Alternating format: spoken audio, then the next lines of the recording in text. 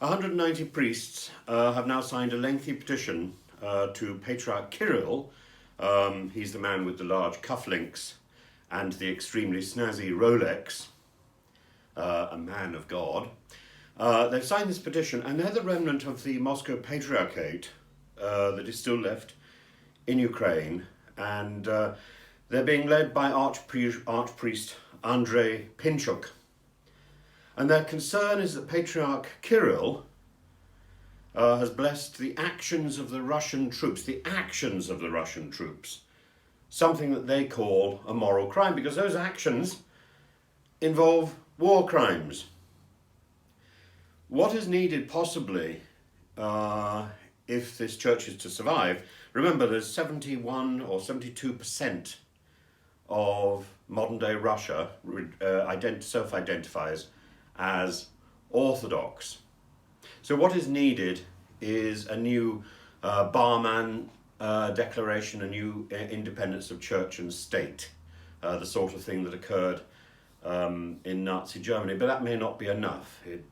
I think probably far more now.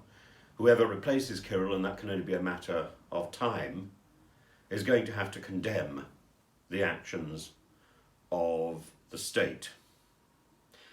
Because, in fact, around the world, those churches connected to the Russian Orthodox Church are defecting sort of by the day. So the Amsterdam Church defected to the to the Ecumenical Patriarchate. That's the bit of the Orthodox Church run centrally in Istanbul by Patriarch Bartholomew, a very nice man.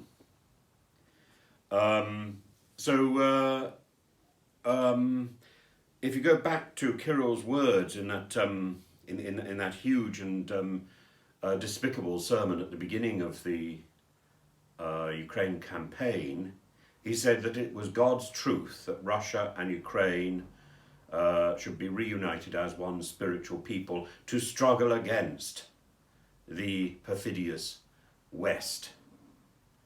And no, he's wrong. He doesn't command the moral high ground.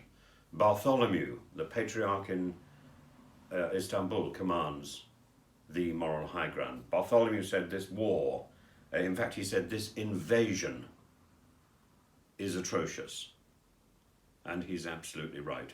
And at some point very soon, Patriarch Kirrill will fall because he's on the wrong path.